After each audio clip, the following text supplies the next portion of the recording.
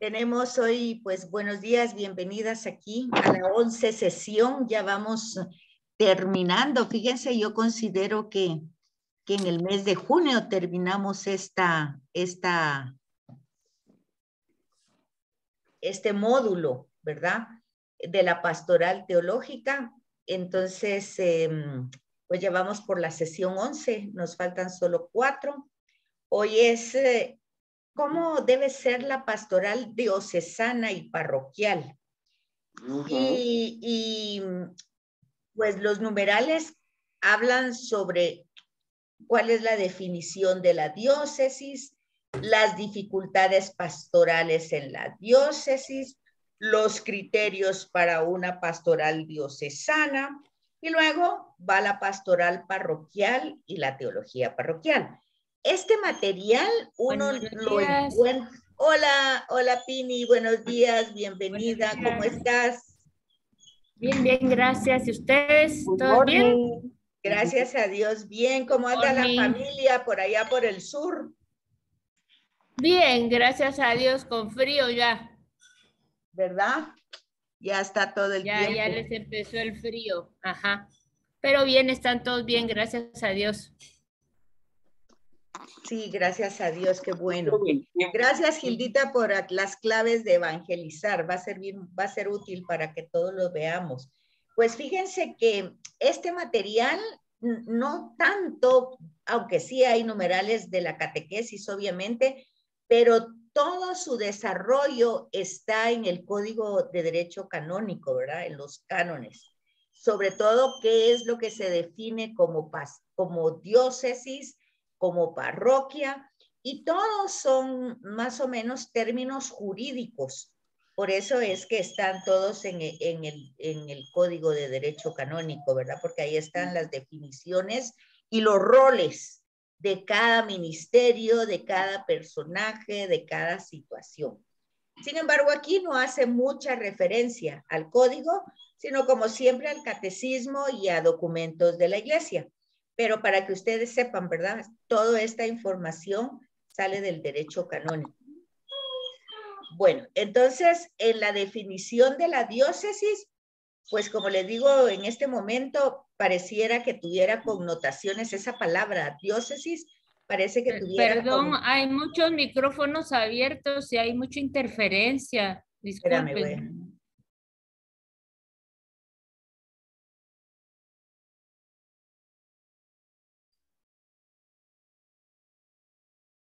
Parece que ya cerraron todos los micrófonos. Gracias. Ahorita cerré yo los micrófonos, sí. Bueno, entonces las connotaciones parecieran de esta palabra diócesis jurídicas y administrativas, porque en su origen así fue. Entonces, fíjense que en todas las sesiones siempre hemos tenido que tener un proceso retrospectivo de la historia, ver cómo fue evolucionando el término, la palabra, el desarrollo que se está dando sobre el tema, pues no surge el día de hoy, sino que viene desde hace 2000 años. De hecho, la Pascua con la primera lectura nos va dando ese lineamiento, ¿verdad? Que todo lo que hoy hacemos, pues está al servicio, pero que no fue inventado por nadie, sino que realmente fue desarrollado de acuerdo a las necesidades que se van presentando. Entonces, antes de Vaticano II, se consideraba la Iglesia como una organización universal. Acuérdense, ¿verdad? Un idioma universal, un jefe universal, que era el Papa, un territorio, pues era todo el mundo. La catolicidad significa eso, ¿verdad? Abarca todo. Entonces, todas los términos estaban circunscritos a esa forma de administración, ¿verdad? Por eso se hablaba de diócesis como un gran territorio, es decir, como que fuera un continente.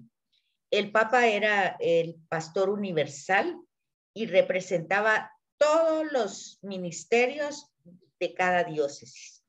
Todo estaba centrado en el Papa. No es que hoy no esté centrado en el Papa, pero el Papa ha ido delegando, ¿verdad? Después de Vaticano II, vamos viendo una serie de una forma ya no tanto tan piramidal, sino más bien una especie como de círculo, ¿verdad? Donde todos tenemos representación.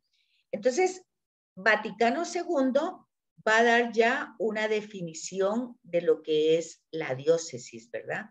Que dice porción del pueblo de Dios que se confía a un obispo. Esa ya va a ser la definición que va a ir dando Vaticano II y que tenemos en el Catecismo, en el numeral 369, ¿verdad? Este obispo tiene la finalidad de apacentar al rebaño, ¿verdad? De acompañarlo con la cooperación del presbítero, obviamente primero el Espíritu Santo, el Evangelio, la Eucaristía, que van a ser las partes centrales de las cuales va a ir el obispo junto con el párroco, ¿verdad? Desarrollando todo el bien del pueblo que le corresponde, de esa parcela, por decir así, de ese territorio, de esa porción del pueblo de Dios.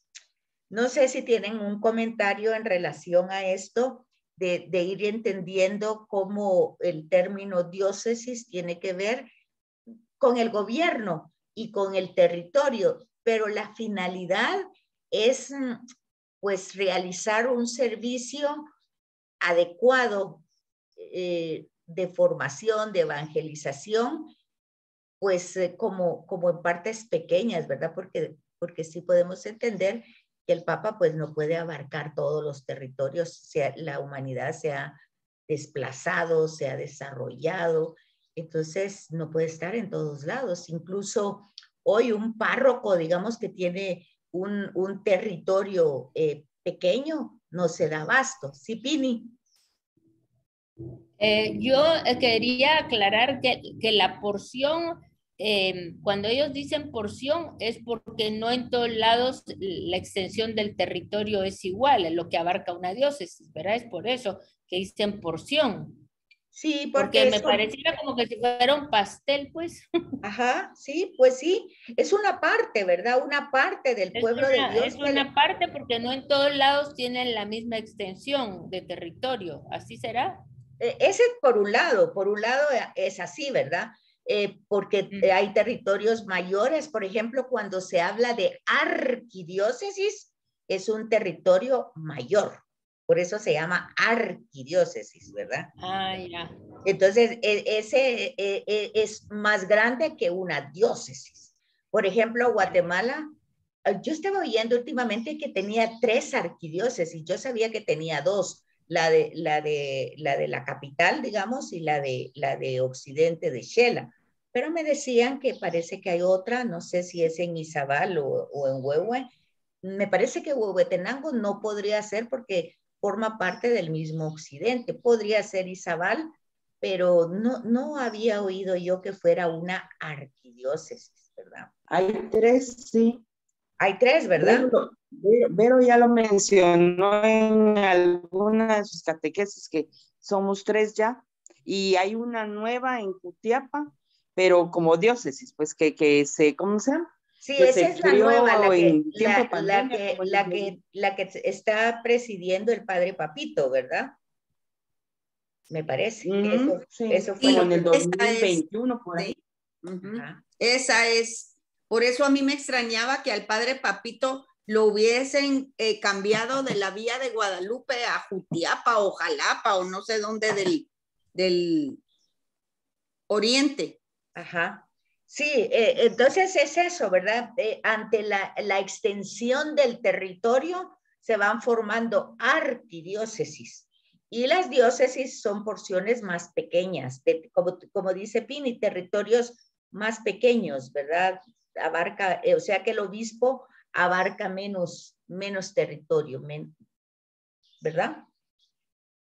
Entonces, y por supuesto, con la ayuda Perdón, y otra pregunta, las diócesis responden siempre solo al obispo, no tienen jurisdicción sobre otras diócesis, ¿verdad? Así es. Sí, así es. O sea, cada obispo tiene su territorio, ¿verdad? Y dentro de ese territorio, como no puede él estar en todos lados, pues tiene entonces ahí entra el término de parroquia, porque entonces tiene las parroquias y estos párrocos son la ayuda del obispo, que aquí se llaman presbíteros, de verdad, el presbiterio, con la cooperación del presbiterio. O sea, son los párrocos, ¿verdad? Los que van cooperando con toda esta administración, porque básicamente tiene que, el sentido es administrativo.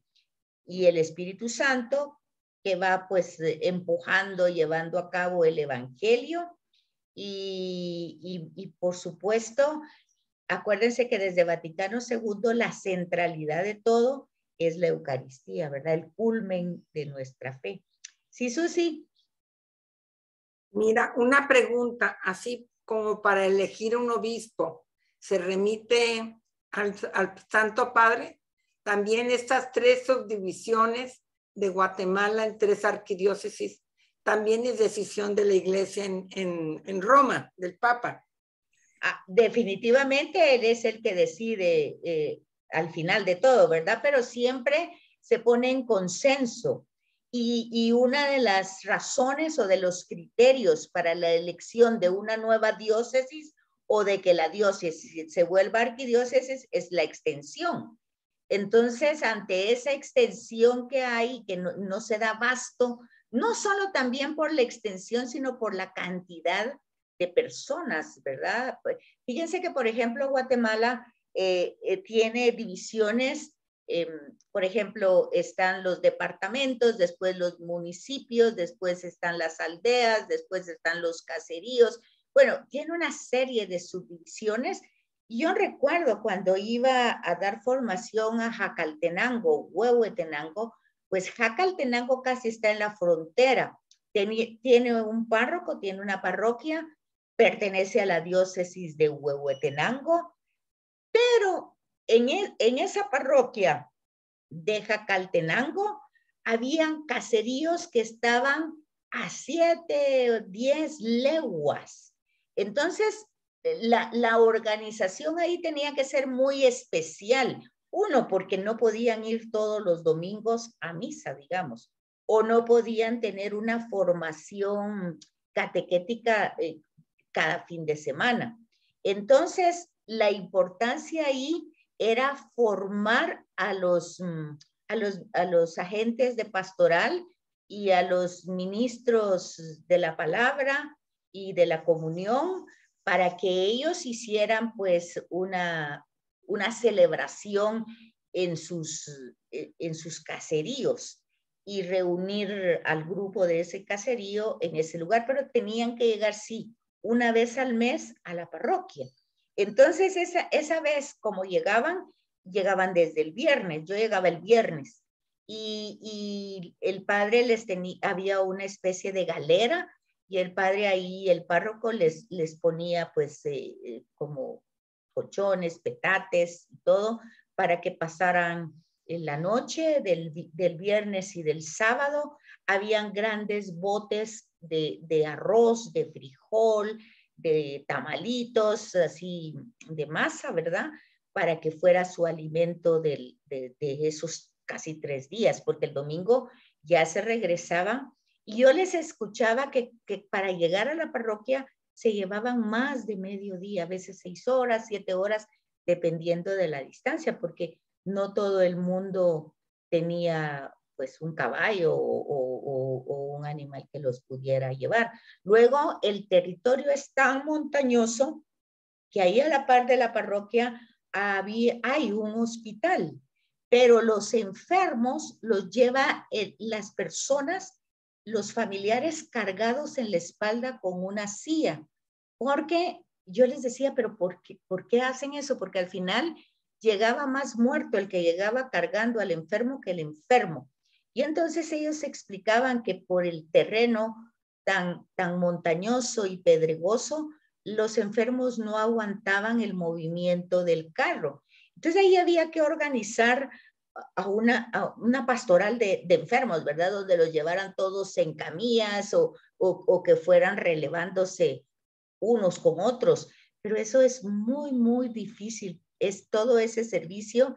Ellos trataban de hacerlo de la mejor manera, pero se complicaba. Además, el bus para Huehuetenango llegaba solo 2 veces al día. O sea, salía a las 6 de la mañana el bus, llegaba a Huehue al mediodía y al mediodía salía otra vez el bus para Huehue y llegaba en la tarde-noche. Así se movilizaban. Entonces, uno tiene la idea de la territorialidad. A veces como uno está en la ciudad, pues uno considera pues las facilidades que hay en la ciudad, pero no así en los caseríos, en las aldeas, en el campo, pues es muy precario todo esto. Y de todas maneras ahí pues son diócesis y se trabaja, pero ya sea el presbítero o el obispo, es un día entero de camino a caballo, ¿verdad? Y a veces ni el caballo puede seguir, tienen que seguir a pie y sin alimento, ya saben ustedes, son áreas de misión muy fuertes. ¿Y Susi?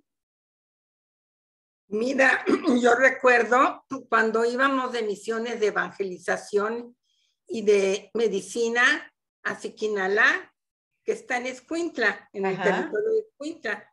Nos contaba Monseñor, quien era el arzobispo en aquel entonces, que ya murió. No sé, pero yo... Cuando venía el Papa Juan Pablo II, él se fue en helicóptero a reconocer su territorio, a ver qué podía preparar para la venida del Papa. Dice que cuando vio el tamaño de su diócesis, se quedó sorprendido de la cantidad de almas que tenía que atender. Esto sí fue ya como 25 años. Por eso es que se ha subdividido, como dices, en 3 territorios, ¿verdad? Pero ni así se dan abasto. No se dan abasto, porque por ejemplo aquí en San José Pinula, que pertenece a la diócesis de Guatemala, claramente, ¿verdad? Porque es apenas un municipio de Guatemala. Entonces pertenece a la arquidiócesis, pero aquí los párrocos son apenas 2 y las aldeas son como 40.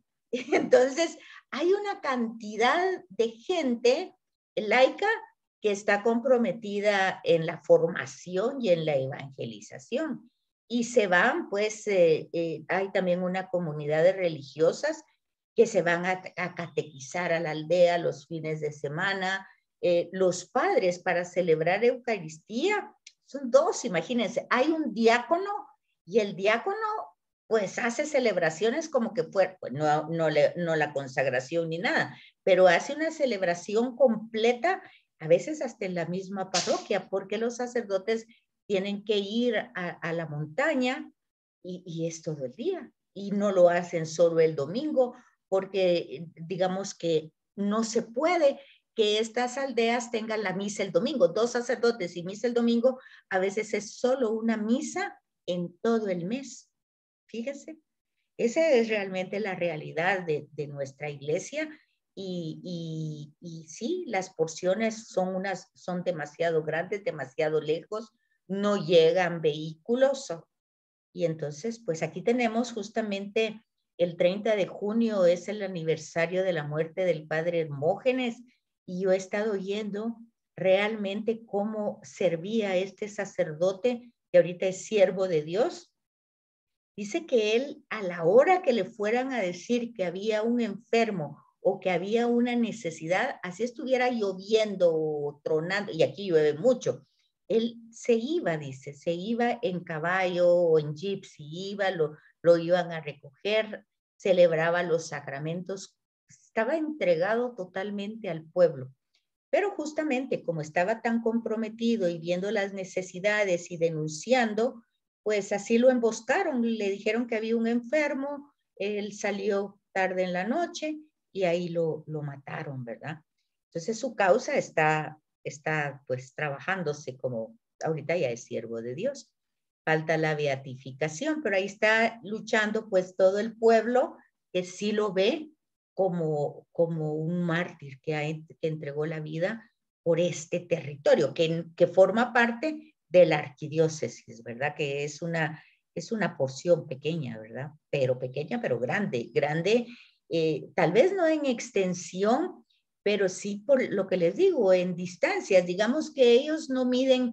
Uno pregunta, por ejemplo, mire, ¿cuánto falta para que yo llegue a tal lugar, ¿verdad? Entonces no le dice falta 1 hora o faltan 2 horas o faltan 5 kilómetros, sino que le dice, bueno, si usted va a pie, pues van a ser como 5 leguas y depende del paso que usted lleve, ¿verdad? Entonces eso depende, no le pueden dar 1 hora.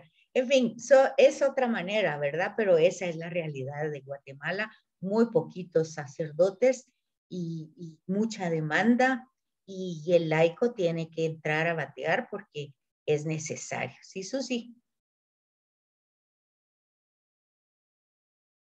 Susi. Fíjate que de las congregaciones que estamos atendiendo en el Instituto DAR, que es atención a religiosas, tenemos una congregación que son de Marta y María. Ah, sí, es la una conozco. cantidad de vocación impresionantes. La que es no es como vicaria, pero le llaman, tiene un nombre especial. Tienen una cantidad de vocaciones y ahora entiendo por qué. Me lo comunicó un señor que trabaja con los evangelizadores, que es que mantienen la adoración al Santísimo todo el santo día en todas las comunidades. Sí. Pero me contaban que ellas no tienen sacerdote para confesarse. Tienen sí. que esperar a veces 1 mes para poderse confesar. Así es. Aquí es así. Aquí también hay 3 lugares de adoración perpetua en la parroquia. Otro lugar que era, dicen ellos, la antigua parroquia. Y el jueves, hoy hace 15 días o 8, no sé, pues también inauguraron otra adoración perpetua. Están también los heraldos, pero ellos están cerca del pueblo, pero están un poco retirados. Ellos tienen adoración, pero tienen cerrado. Creo que es por la pandemia todavía. En fin, pero sí hay todo eso, pero aquí lo que ayuda muchísimo es el movimiento catecumenal. Ellos están verdaderamente involucrados y hacen grandes gestiones para ir a trabajar al campo. Bueno, entonces se dan cuenta que esa es nuestra realidad en las diócesis, ¿verdad? Ahora, entonces veíamos anteriormente que el obispo se ayuda, ¿verdad? Con la cooperación del presbítero, o sea, el sacerdote, que de forma que unida a su pastor, o sea, el obispo, el presbítero, unido a su pastor y reunido, o sea, convocados por el Espíritu Santo, y por la palabra del Señor, que es el Evangelio. Acuérdense que en una de estas lecturas hemos tenido en el Evangelio de Juan el tema del testimonio, que dice, primero es el Espíritu Santo que da testimonio. ¿Qué significa eso? Que actualiza, aconseja, son los dones del intelecto, ¿se acuerdan? Consejo, entendimiento, ciencia y sabiduría son los dones del intelecto. Entonces el Espíritu Santo da testimonio a eso, o sea, capacita el intelecto. Cuando habla del don de consejo, no es que yo voy a poder aconsejar a medio mundo, sino que hace presente la palabra de Dios, la palabra de Jesús, que me aconseja, me da la ciencia para que yo entienda, y la sabiduría y el entendimiento, ¿verdad? De esa palabra, para que yo la pueda volver, la pueda encarnar. Entonces, una de las lecturas, creo que fue, no sé si fue esta semana, que hablaba de eso, ¿verdad? Y que ya nosotros con ese testimonio del Espíritu Santo damos ya el testimonio que muchas veces la gente entiende que es una manera de conducta, de conducirse. Esa sería la consecuencia de ser coherente, pero básicamente es haber tenido el entendimiento, la sabiduría, la ciencia, el consejo del Espíritu para llevar el mensaje de Dios como canal, ¿verdad? Así directo. Entonces, yo creo que les mandé esa reflexión, pero no sé. El hecho es de que está en estas lecturas de estos últimos días, porque acuérdense que en tiempo pasado hoy celebrábamos Jueves de la Ascensión, que era lo que hablábamos hace 15 días, ¿verdad? Y dentro de 8 días hoy sería Jueves del Espíritu Santo, pero todas esas celebraciones se pasaron al domingo. Pero las lecturas nos van actualizando tanto de Hechos de los Apóstoles como de Juan y el domingo el Apocalipsis, nos van actualizando qué es exactamente lo que hace el Espíritu Santo. Entonces, es actualizar, recordar, entender, explicar ese mensaje de Jesús, esa encarnación de Jesús, o sea, y a eso le llama, da testimonio, ¿verdad? Y luego nosotros con ese testimonio del Espíritu ya podemos dar testimonio a los otros de ser seguidores de Jesús. Bueno, es una síntesis de una de las lecturas de esta semana de Juan, ¿verdad? Que es necesario que yo me vaya para que el Espíritu venga y dé testimonio de mí. Y así luego más adelante ustedes puedan dar testimonio también, bueno, algo así. Entonces, aquí tenemos, a partir de este concepto de Vaticano II, que les digo que lo tenemos en el catecismo, tenemos la eclesiología de corte universal, va a brotar de la cristología local, o sea, de la eclesiología local. O sea que digamos que el Papa siempre va a estar informado por cada obispo de cada diócesis, digamos que todo es como cadenita. El párroco viene, bueno, el párroco también tiene vicario o diácono, tiene las dos cosas aquí, por ejemplo. Entonces el diácono le informa al vicario el problema que hay en la aldea, caserío, lo que sea. Luego el vicario se lo dice al párroco, luego el párroco se reúne con el obispo una vez a la semana e informa, luego el obispo pasa el informe al Vaticano y ahí le llega al Papa. Entonces ahí es como te preguntaba Susi hace un rato, es cuando no se dan abasto al territorio, pues el mismo obispo es informado de esta precariedad y esto se lo lleva al Papa. Entonces el Papa empieza a preguntar, bueno, ¿y quiénes consideran ustedes que podría ser o cómo se podría arreglar? Entonces él es aconsejado, ¿verdad? Aparte del Espíritu Santo y de la palabra, así como vemos en Hechos de los Apóstoles, por los mismos encargados, ¿verdad? De estas diócesis y de las parroquias, de las necesidades que se van dando, y por eso, pues, un territorio se vuelve diócesis porque ya es mayor, más grande el territorio, y el encargado, o sea, el obispo y los párrocos, pues no se dan abasto. Entonces, él es aconsejado, como dice aquí, por el presbítero, el obispo es aconsejado por el presbítero, obviamente por el Espíritu Santo, que es el encargado de la evangelización, la palabra del Señor, que para eso existe la iglesia, para transmitirla en todos lados. Y pues no solamente se trata de tener una formación de catequesis, sino de una participación y celebración en la Eucaristía. Entonces, por eso aquí les presentan los fundamentos de una iglesia o de una eclesiología local. O sea, iglesia, comunidad local, un territorio pequeño, ¿verdad? Y entonces dice la recuperación de aspectos eclesiológicos que estaban descubiertos con anterioridad al Vaticano II. Quiere decir que la iglesia siempre ha hecho esfuerzos para actualizarse, pero no siempre los resultados son óptimos. El Vaticano II ya había hecho un esfuerzo de recuperar elementos que iban a ayudar a tener una mejor organización eclesiológica. Entonces, trata de recuperarlos para ponerlos en práctica.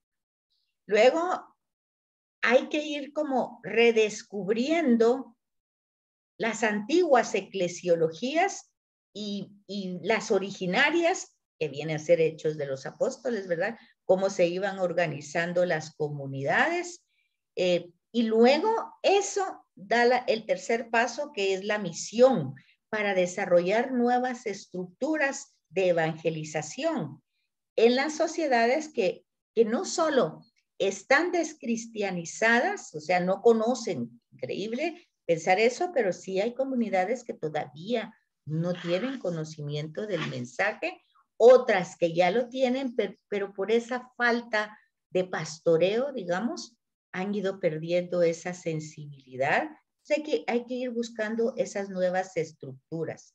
Y por supuesto la reflexión teológica, ¿verdad? La tenemos aquí, la reflexión teológica que ha ido buscando la coherencia entre los datos del Nuevo Testamento y las normas de conciencia contemporánea.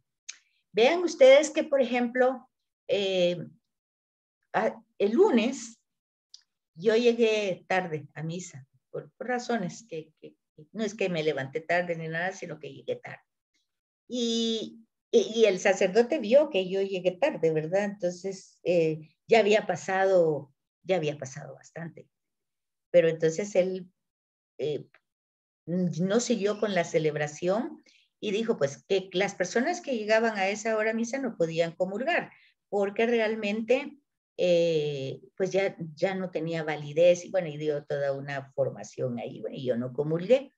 Yo ya lo sabía, sin embargo, a veces había llegado, los lunes me cuesta más llegar temprano por varias razones de la casa, entonces de ahí todos los días llego muy temprano, a veces hasta antes de que abran la iglesia. Pero vamos pues de que él se fijó y pues dio un momento de catequesis del sentido completo de la celebración eucarística, de que uno tiene que estar desde antes, tiene que preparar y llevar todo el proceso, que no puede llegar en un momento donde ya empezó, porque simple y sencillamente tiene que empezar de nuevo a ir a otra Eucaristía. Y bueno, no, no me agradó mucho la catequesis, pero obedecí y no comulgué y me quedé ahí. Y bueno, después ya no podía porque ese día lo tengo muy ocupado y ya no podía ir más tarde a la Eucaristía. Entonces me quedé sin comunión ese día. Pero está bien, ¿verdad? El tipo de formación y a veces la necesidad de hacerlo en el momento porque no hay otro momento después, ¿verdad? Yo no vuelvo a ver al sacerdote y no es que yo no lo supiera, sino que pues a veces pasa así. ¿Qué piensan ustedes de eso? Un poquito injusto. Vivimos en un mundo de carreras. El padre, ¿cómo te va a retirar la comunión?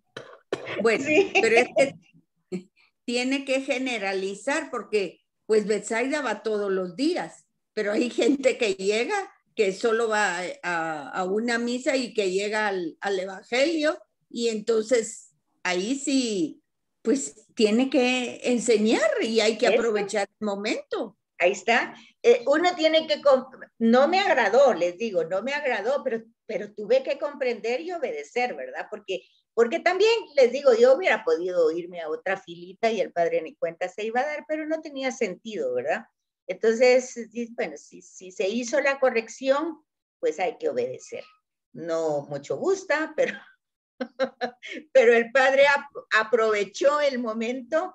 De repente ni era para corregirme a mí, de repente él vio, pero como yo estaba entrando en ese momentito y él utilizó la enseñanza, pues está el dicho aquel, ¿verdad? El que le venga el guante, que se lo plante. pues yo me lo planté a todo disgusto. ¿Ah? ¿Y qué pasa cuando solo te van a dar la comunión? Pues es que porque no. Estás enfermo, ahí te la dan solo así. Por eso te digo, pero fíjate, cómo uno tiene que ir descubriendo lo que está diciendo Gildita, ¿verdad? Fíjate que el tema de ir a dar la comunión es una mala pastoral, porque la idea es esta: el enfermo no puede ir a la comunidad, o sea, a la iglesia. Entonces la iglesia, o sea, la comunidad, va al enfermo, pero tiene que ir con todo el sentido de lo que está haciendo. No solamente aquí te traigo la comunión y la recibís y este es el cuerpo de Cristo y ya estuvo, sino que hay todo un proceso de celebración. Fíjate, tiene que haber un altar, tiene que haber un espacio donde tú vas a poner, pues, ¿cómo se llama? Donde lleva uno el cuerpo de Jesús, pues, no el El no cáliz. Sé. No, es la cajita esa, el porta algo se llama. Bueno, la cosa es de que pones ahí, tienes que llevar el corporal para ponerlo ahí, hay que poner velas y mientras tanto tú empiezas toda la celebración como se empieza la misa. O sea, en el nombre del Padre, luego la conciencia de que soy pecador, luego las lecturas que se hacen de ese día, luego una breve reflexión, luego el Padre Pero eso Nuestro. no lo hacen así, Betsaida. Pero así debe de ser. Claro que sí. Yo Claro tengo que una no. amiga que era ministra de la comunión y ella me decía que no era solo llegar, sino que llevaban las candelas, hacían el altar, hacían las lecturas y generalmente iba acompañada de alguien más para que Así hubiera... es, tiene que ir no solo la ministra extraordinaria o ministro extraordinario, sino que tiene que ir acompañado, porque el sentido es, el enfermo no puede ir a la comunidad, o sea, a la iglesia. Entonces, la iglesia va al enfermo, pero no es solo que va Jesús así nada más a dejarlo. No, pero tampoco, por lo menos en la Argentina, sin tanta ceremonia. Llegaban sin velas, llegaban 2 personas, a veces solo una, rezaban, le daban la comunión, volvían a rezar y se iban. Así era con mi mamá, pero nada tan elaborado, fíjate. Pues fíjate, esa es la pastoral. Ahí es donde se van perdiendo los sentidos, porque no es rezar, es simple, lo que tú llevas es la palabra de Dios, entonces tú tienes que leer, proclamar esa palabra, luego meditarla, luego el Padre Nuestro y luego la comunión. Fíjate, esa es la estructura.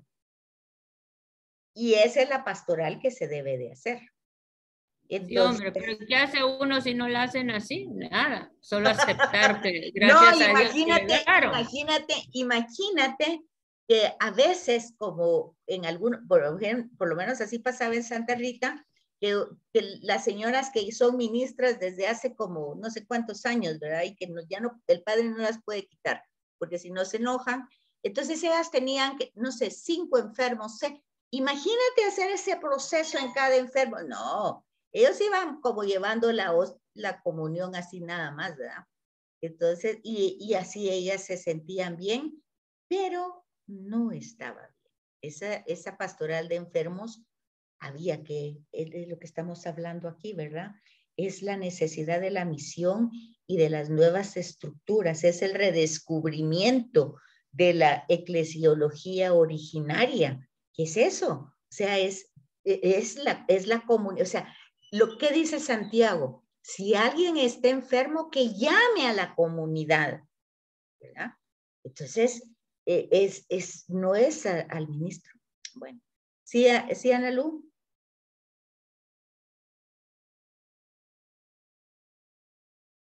Está apagado tu micrófono, Ana Lu, no te oigo. Ya, pero tampoco te oigo.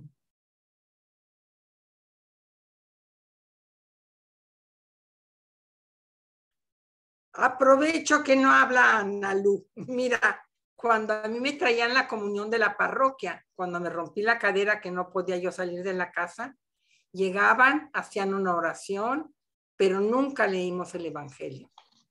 No sé, posiblemente por la cantidad de personas que hay que visitar, pero igual cuando le llevaban la comunión a mi mamá, una vez yo abrí la boca y me dijo, permíteme que termine. Yo no sabía cómo se daba la comunión a un enfermo. Entonces aprendí que ellas tienen una forma de acercarse al enfermo con la palabra de Dios, pero sí no se leía el Evangelio. Más sencillo. ¿Y prendían candelas, Susi? Ay, no me acuerdo de esto ya hace 20 años.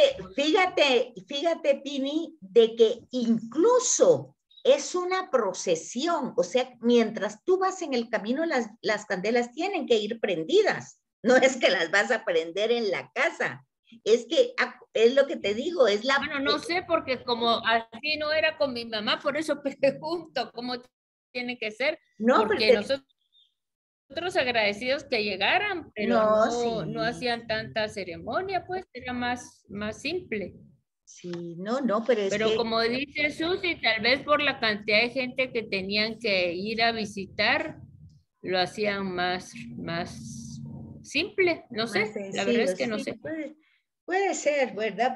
Pero bueno, como aquí estamos viendo los fundamentos de la eclesiología local, y ese es el sentido, ¿verdad? Es la comunidad que va al enfermo, porque el enfermo no puede ir a la comunidad. Entonces lleva todo ese sentido. Es la procesión, o sea, Jesús que va en camino, pues justamente como va en camino, igual que cuando sale el Santísimo a la calle, es exactamente lo mismo. Entonces, como el día de Corpus Christi, es el Señor que va por la calle y entonces por eso va iluminando ahí el camino. Oh, claro, imagínate, lloviendo, viento, que si se puede, pues a eso se refiere, a que se tienen que buscar los elementos adecuados. Por supuesto que por falta de personal, por tiempo, por todo lo que ustedes quieran, posiblemente no se hace, pero que no se haga no quiere decir que tenemos que ver que esos son los sentidos de la pastoral, ¿verdad? Recuperar todas esas, y los esfuerzos se hacen.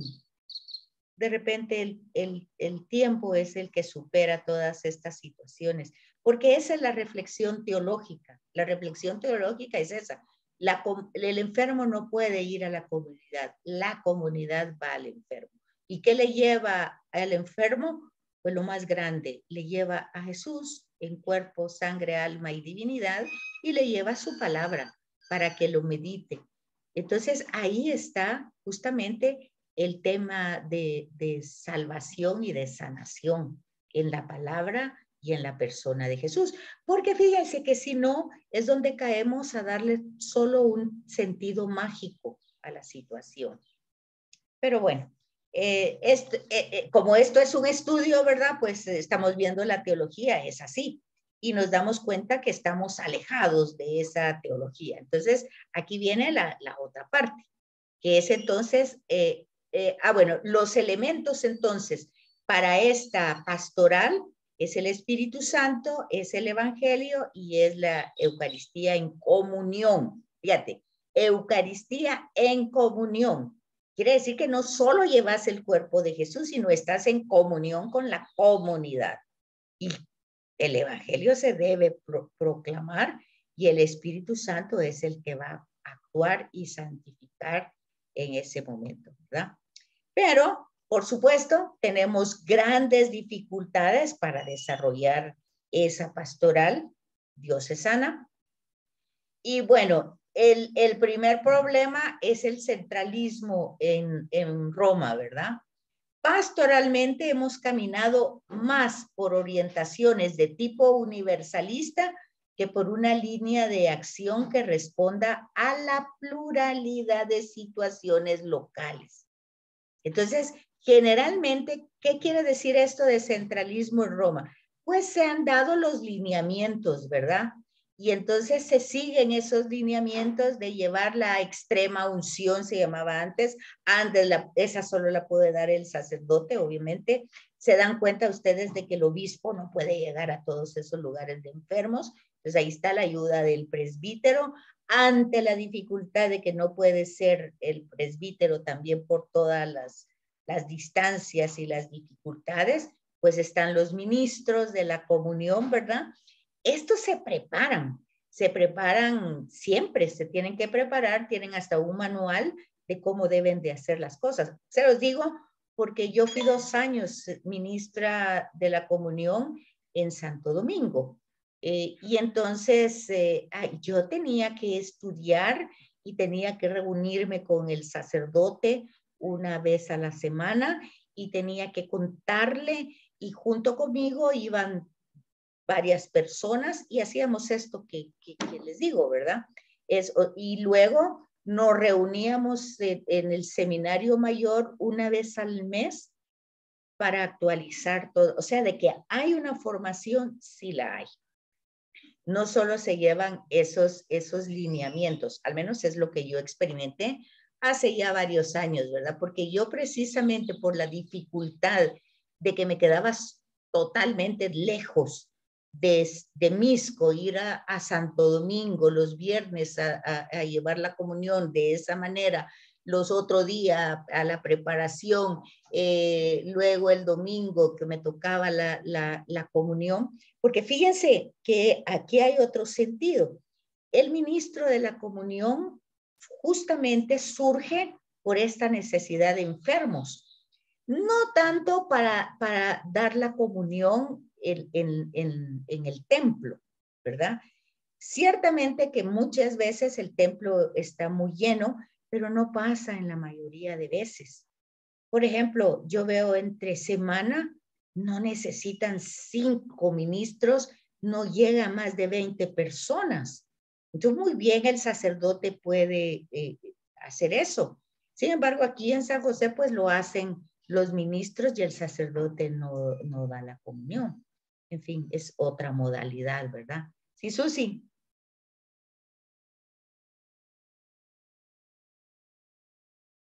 Susi, tienes apagado el micrófono.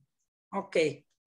Que me he dado cuenta que los legionarios de Cristo jamás usan un ministro de la comunión para dar la comunión, solamente los sacerdotes. Es lo que te digo, realmente es así. Los ministros han sido nombrados para justamente dar un servicio de enfermos. Ese fue su sentido original.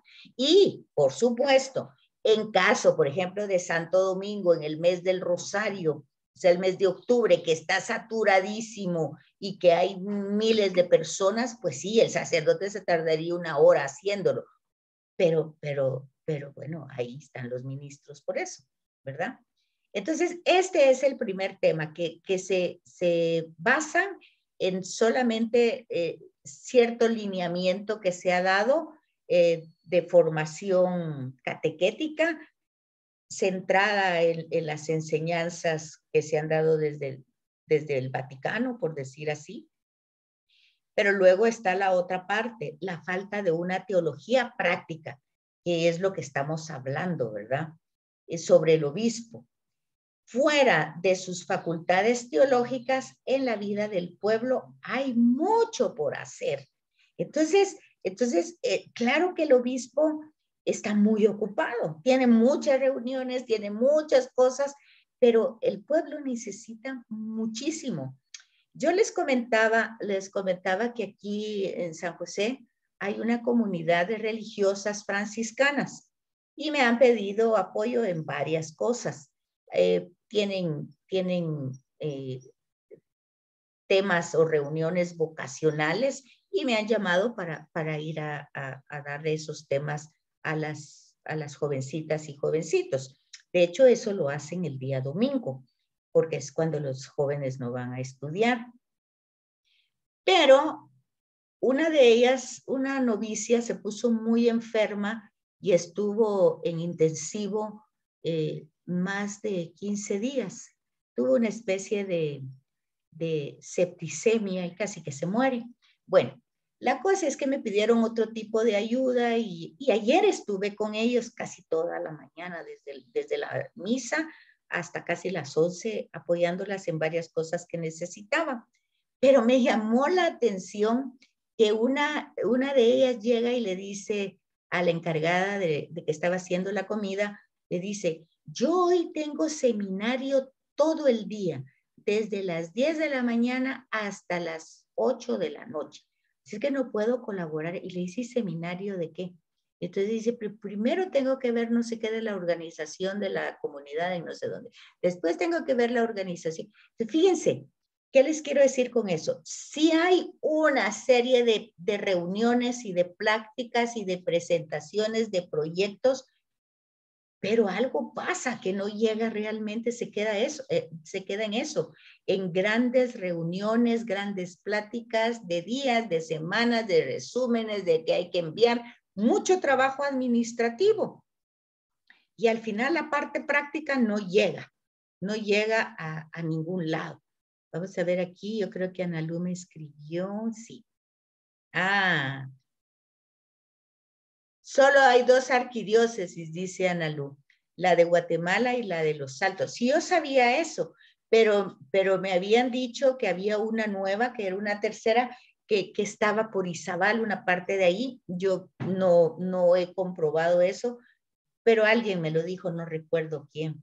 Pero dice Analu que Vero le acaba de decir que no, que solo hay 2, la de la arquidiócesis de Guatemala y la de Los Altos.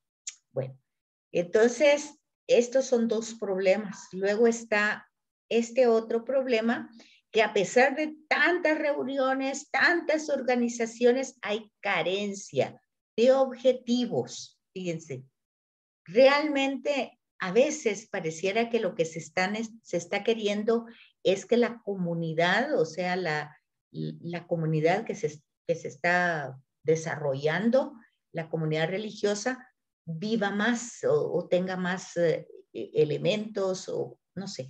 Es todo un tema de organización. Entonces dice, poco a poco han ido apareciendo en los años recientes y distintos objetivos o planes de pastoral que parten de la realidad local, a veces a raíz de algún sínodo, para conjuntar y programar los trabajos diocesanos con la presencia de todos. Es lo que se está viviendo ahorita, ¿verdad? El sínodo, el periodo sinodal, que es de toda la iglesia, y ahí, pero fíjense, hay grandes reuniones para eso, grandes reuniones planificando, pero yo creo que sí, el problema es que faltan objetivos concretos. Y luego el parroquialismo cerrado. Las parroquias, por la trayectoria histórica que han vivido, pueden convertirse en espacios cerrados de pastoral, que olvidan la necesidad de una pastoral de conjunto en la iglesia diocesana. O sea, a veces hay hasta diferencias entre ellas, ¿verdad? Entonces hay muchos movimientos y comunidades de todo tipo que encontramos en la iglesia. Tienen derecho a implantarse en una diócesis porque han sido aprobados por la autoridad del Papa. Tienen su propia metodología y muchas veces se les priva de su presencia en las parroquias. Sí, yo he oído, por ejemplo, a algunos sacerdotes que dicen, no, aquí no entran los carismáticos. Yo he oído eso. Y aquí es otro estilo. Entonces se va volviendo algo sectario. Fíjense, aunque estamos hablando de comunión entre todos, pero vamos teniendo esa dificultad. ¿Qué dicen ustedes?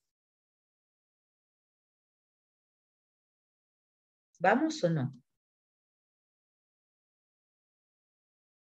De todas maneras, hay criterios para esta pastoral que pueden ayudar, ¿verdad?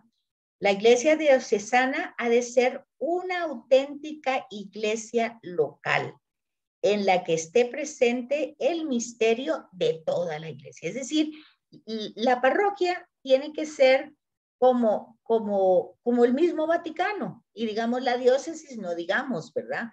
Tiene que tener toda esa apertura universal.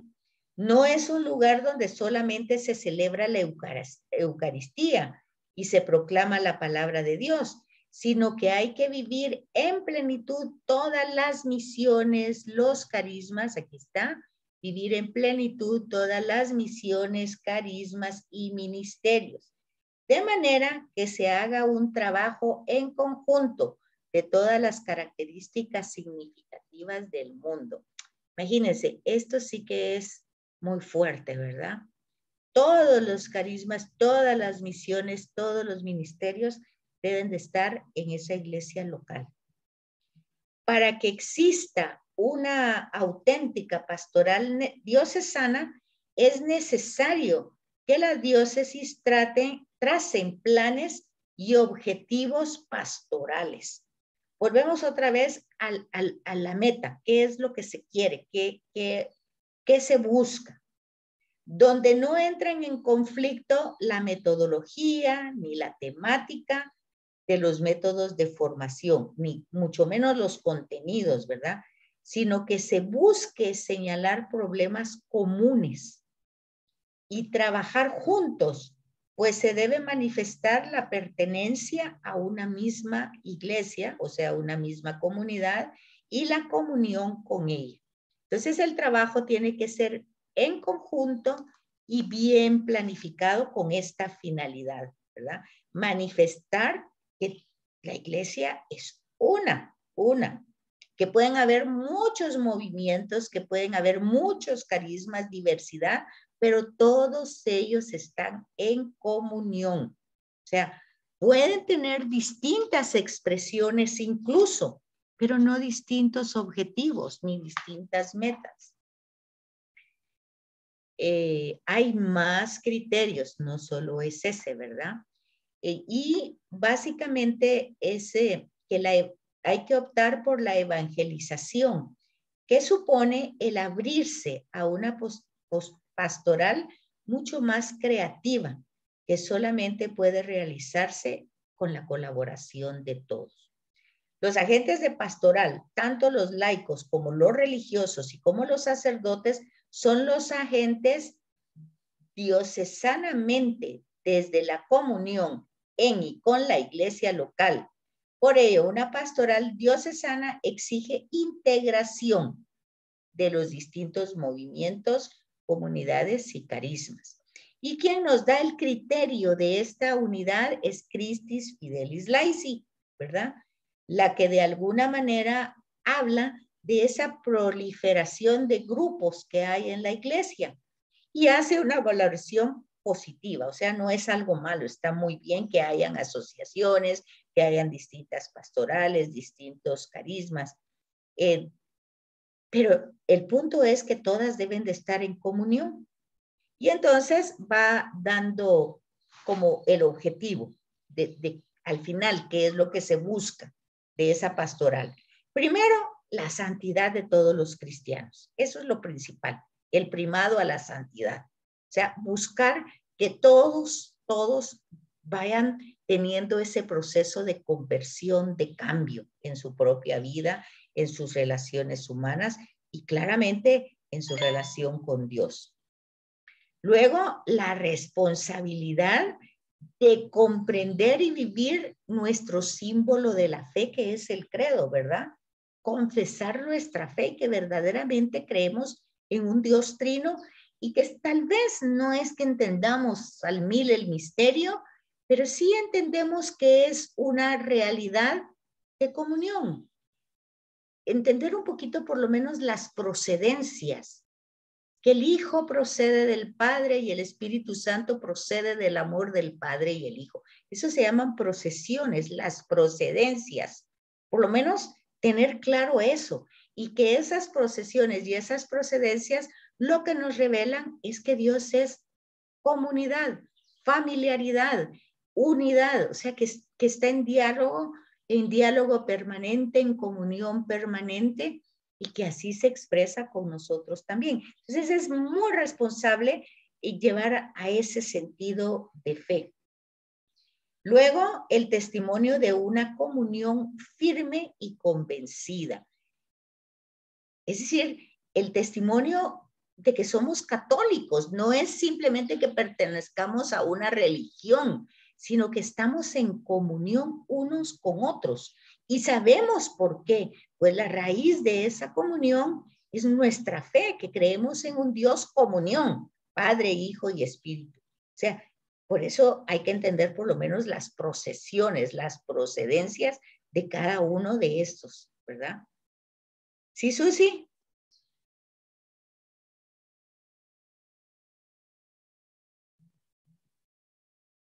No sé si tiene levantada la mano desde hace rato. Luego dice, la conformidad y participación en el fin apostólico de la iglesia.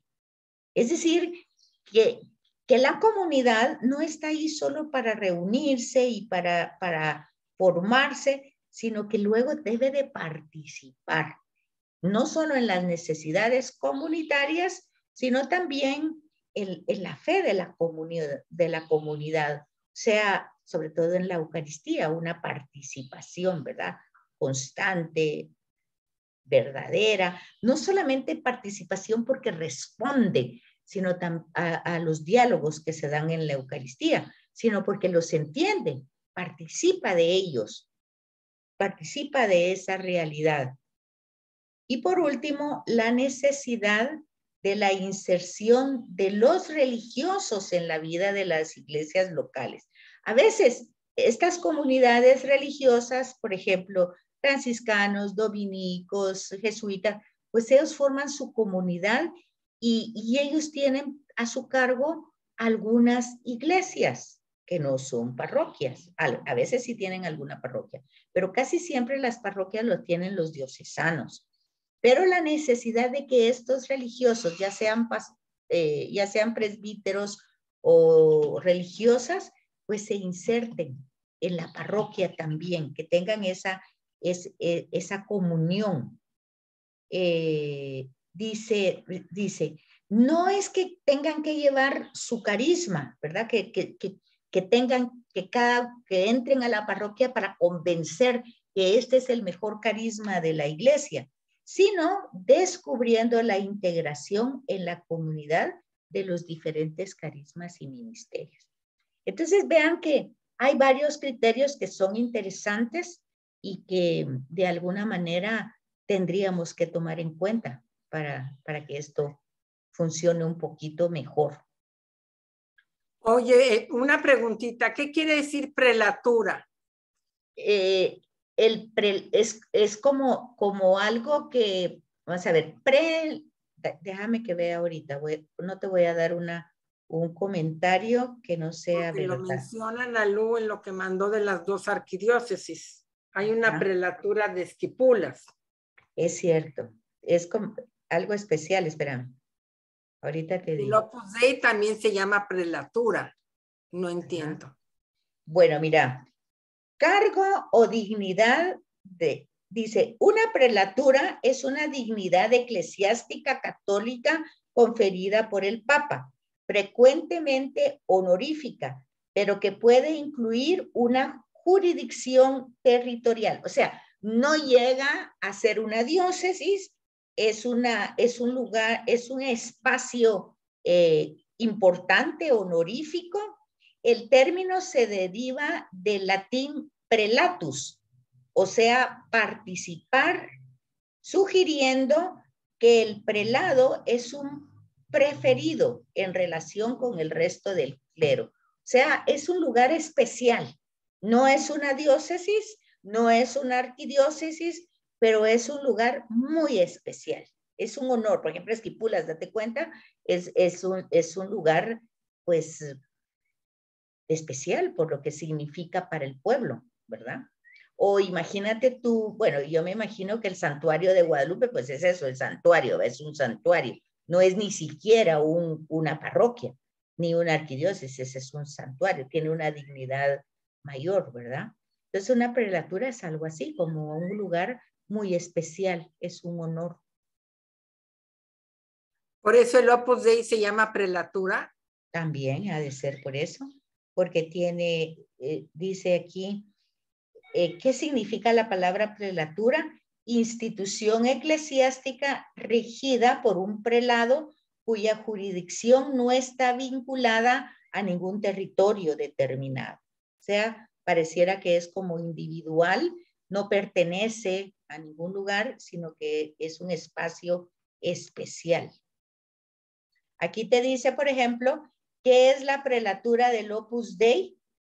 Dice que la prelatura de la Santa Cruz y del Opus Dei es conocida simplemente como una jurisdicción de alcance mundial perteneciente a la Iglesia Católica.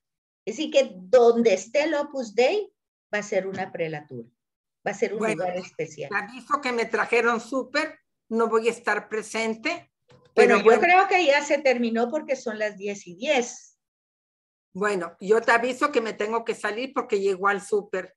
Y les Bueno. pido una oración por mi Maclovia que perdió a su bebé. Sí, Pido una oración que perdió a su bebé. sí, ok. Bueno, Yo entonces, también me tengo que salir. Gracias, Betsaida. muy bien, que tengan un feliz fin de semana, que la pasen bien. Igualmente. Gracias, Betsaida. A la orden, feliz Chao. día. Bueno, que tengas buen día. Adiós. Adiós.